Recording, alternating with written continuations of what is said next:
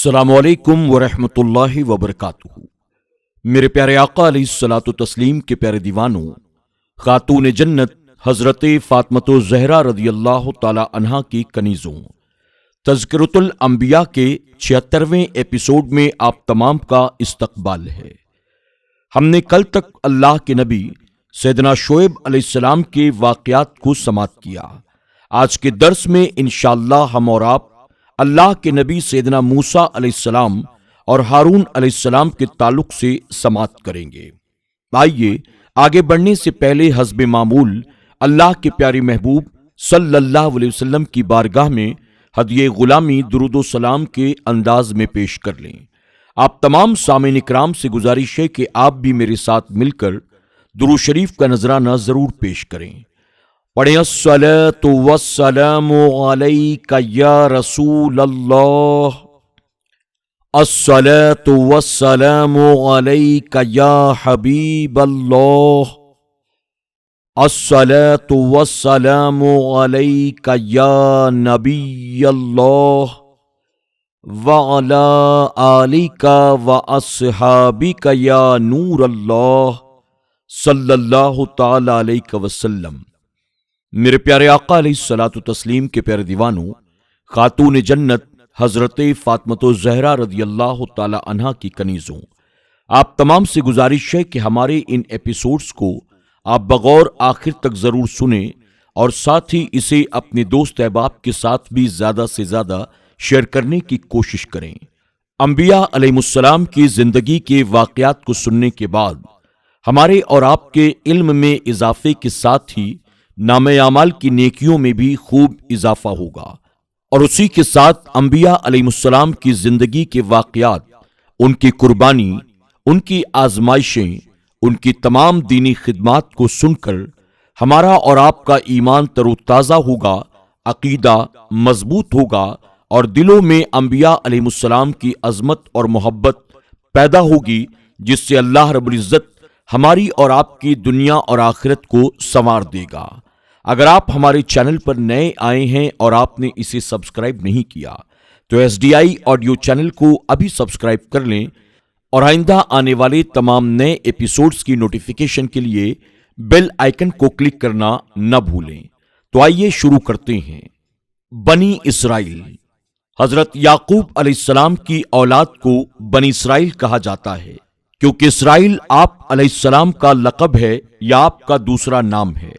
لفظ اسرائیل میں ایک قول یہ بھی ہے کہ یہ عجمی لفظ ہے۔ اسرا اور ایل سے مرکب ہے۔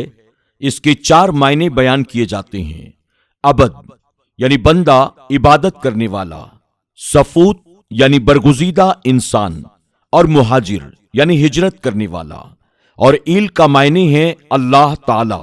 اس لحاظ سے حضرت یعقوب علیہ السلام کا یہ نام اس لیے ہوا کہ اللہ تعالیٰ کے عبادت گزار اور اس کے برگزیدہ اور اس کے پیدا کردہ عظیم المرتبت انسان اور اللہ تعالیٰ کی طرف رجوع کرنے والے یعنی ہجرت کرنے والے بھی تھے۔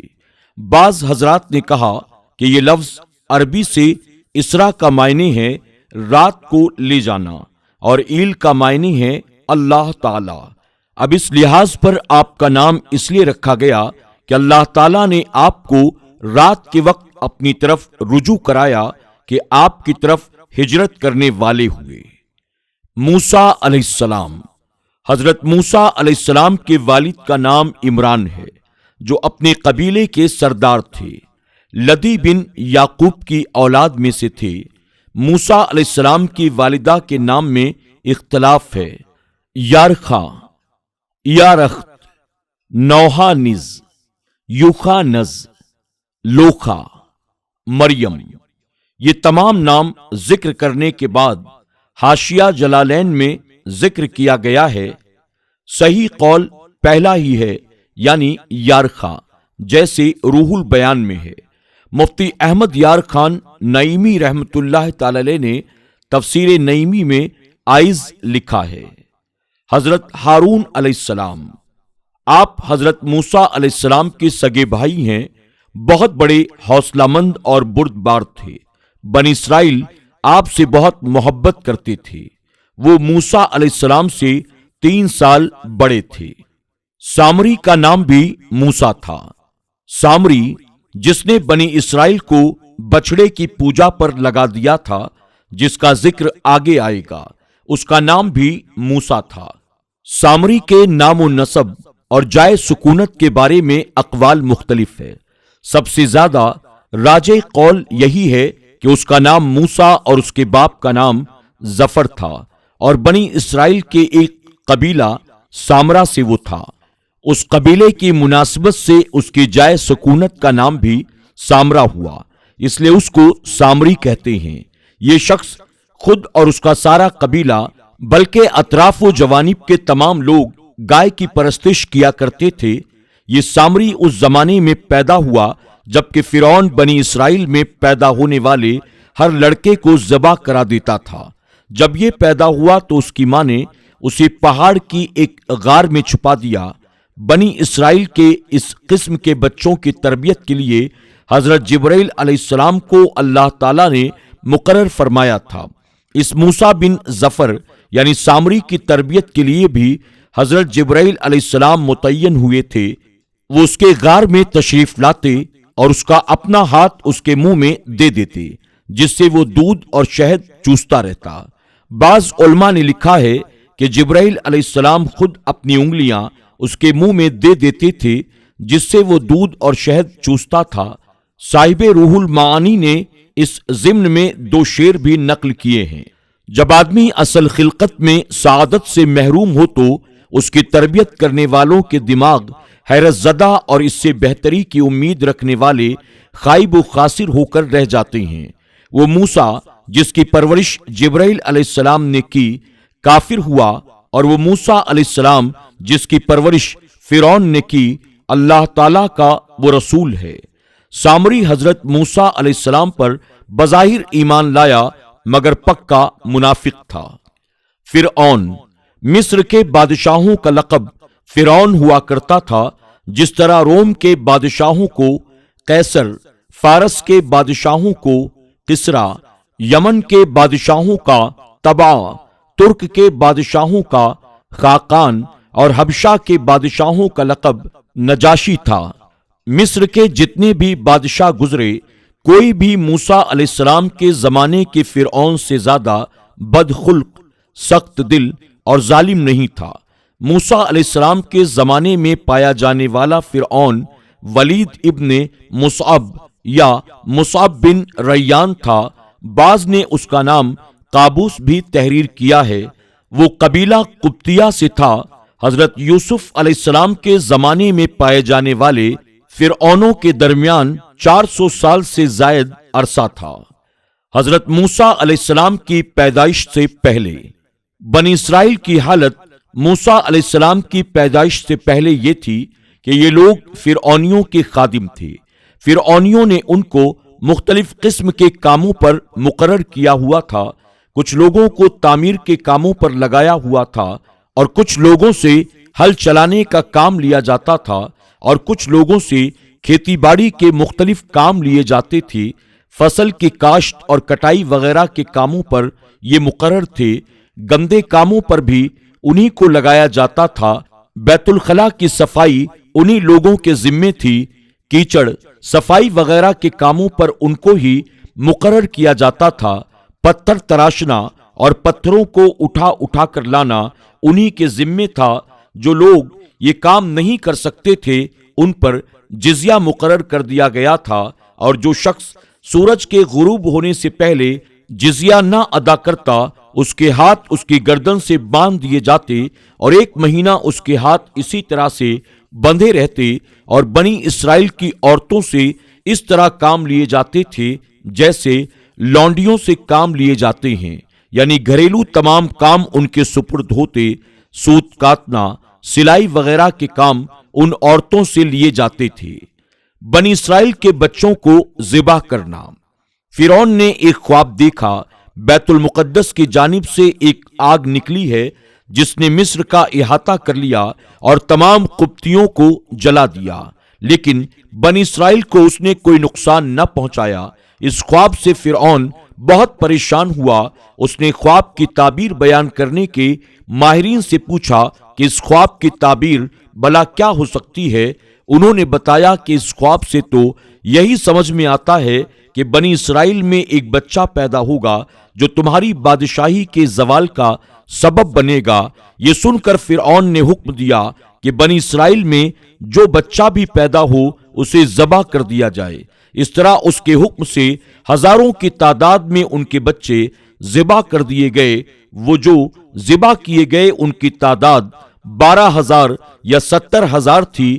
اتنی بات واضح ہے کہ ہزاروں کی تعداد تھی۔ رب تعالیٰ نے بنی اسرائیل کو یہی حالات یاد کرانے کے لیے، یعنی نبی کریم صلی اللہ علیہ وسلم کے زمانے کے بنی اسرائیل کو یاد کرنے کے لیے کہا کہ تمہارے آباء و اجداد پر ہمارے بڑے انعام تھے، وہ بھی شکر کرنے کے بجائے رب تعالیٰ کے احکام کا انکار ہی کرتے رہے اور خائب و خاسر ہوئے۔ تمہیں چاہیے کہ تم نصیحت حاصل کرو۔ جب ہم نے نجات دی تمہیں فرعون کی آل سے، وہ تمہیں بڑا عذاب دیتے تھے، ذبح کرتے تمہارے بیٹوں اور زندہ چھوڑتے تھے تمہاری لڑکیوں کو، اور اس میں تمہارے رب کی طرف سے بڑی آزمائش تھی۔ اور ایک معنی یہ بھی ہے کہ وہ تمہاری عورتوں کی شرمگاہیں دیکھتے تھے کہ یہ حاملہ ہیں یا نہیں۔ زندہ چھوڑنے والا معنی زیادہ مشہور ہے کہ انہیں لڑکیوں سے کوئی خطرہ نہ تھا، اس لیے ان کو زندہ چھوڑ دیتے، اور اس میں تمہارے رب کی طرف سے بڑی آزمائش تھی۔ اس کے دو مطلب ہیں، ایک یہ کہ تم جن مصیبتوں میں گرفتار تھے وہ تمہاری بہت بڑی آزمائش تھی کہ صبر کرتے ہو یا نہیں، اور دوسرا مطلب یہ ہے کہ تم پر اللہ تعالیٰ نے انعام کیے کہ تمہیں فرعونیوں سے نجات دی۔ یہ تمہاری آزمائش تھی کہ تم نعمتوں کا شکر ادا کرتے ہو یا نہیں۔ موسیٰ علیہ السلام کی پیدائش۔ اور ہم نے موسیٰ علیہ السلام کی ماں کو الہام فرمایا کہ اسے دودھ پلا، پھر جب تجھے اس سے اندیشہ ہو تو اسے دریا میں ڈال دے، اور نہ ڈر اور نہ غم کر، بے شک اسے ہم تیری طرف پھیر لائیں گے اور اسے رسول بنائیں گے۔ آپ علیہ السلام کی پیدائش سے پہلے ہی آپ کی والدہ کے دل میں یہ بات ڈال کر یقین کرا دیا گیا کہ پیدائش کے بعد تم بچے کو دودھ پلاتی رہو، جب تمہیں فرعون کے جاسوسوں سے خطرہ لاحق ہو یا بچے کے رونے وغیرہ سے پڑوسیوں سے تمہیں خطرہ ہو تو بچے کو دریا میں ڈال دو، ہم اس بچے کی حفاظت کریں گے اور تمہاری طرف لوٹا دیں گے اور اسے رسول بنائیں گے۔ آپ علیہ السلام کی والدہ نے آپ کو دریا میں پھینکنے سے پہلے کتنی مدت تک دودھ پلایا، اس کی حد کا ذکر قرآن پاک میں تو نہیں، البتہ ایک قول ابن جرح کا یہ ہے کہ بے شک آپ 4 ماہ بعد روئے تو پڑوسیوں وغیرہ سے خطرہ کے پیش نظر آپ کو دریائے نیل میں ڈال دیا گیا۔ موسیٰ علیہ السلام کی والدہ پر جب ولادت کا وقت قریب ہوا تو آپ کے پاس ایک دایا آئی، اس میں سے جو فرعون نے بنی اسرائیل کی عورتوں کے لیے مقرر کر رکھی تھی۔ جب موسیٰ علیہ السلام پیدا ہوئے تو آپ کی دونوں آنکھوں کے درمیان سے نور کی کرنیں ظاہر ہو رہی تھیں، جن کو دیکھتے ہی دایا کا ہر جوڑ کانپنے لگا۔ اس کے دل میں موسیٰ علیہ السلام کی محبت ڈال دی گئی۔ اس نے کہا، اے عورت، یعنی اے اس بچے کی ماں، میں تو اسے قتل کرنے کے لیے آئی تھی، لیکن مجھے اس سے شدید محبت ہو چکی ہے، اس لیے تو اپنے بچے کو محفوظ کر لے۔ وہ دایا یہ کہہ کر چلی گئی۔ اتنے میں فرعون کے جاسوس آپ کے دروازے پر پہنچے۔ موسیٰ علیہ السلام کی بہن نے جاسوسوں کو آتے ہوئے دیکھ کر کہا، اے ماں، فرعونی آ رہے ہیں۔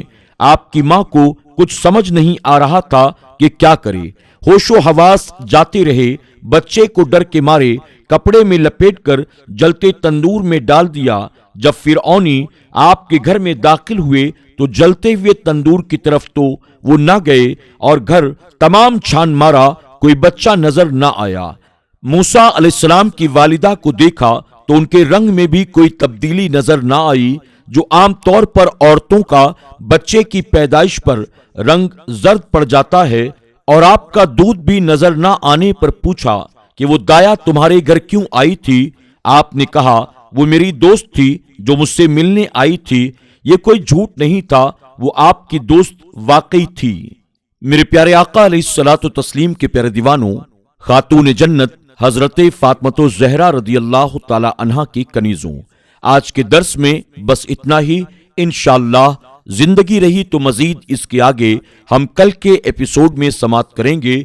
آپ تمام سے گزارش ہے کہ آپ اس درس کو پابندی کے ساتھ سنتے رہیں اور اپنے دوست احباب کے ساتھ بھی زیادہ سے زیادہ شیئر کریں۔ اب کل تک کے لیے ہمیں اجازت دیں، اپنا اور اپنوں کا خوب خیال رکھیں۔ اللہ سب کو ڈھیروں خوشیاں عطا فرمائے۔ السلام علیکم ورحمۃ اللہ وبرکاتہ۔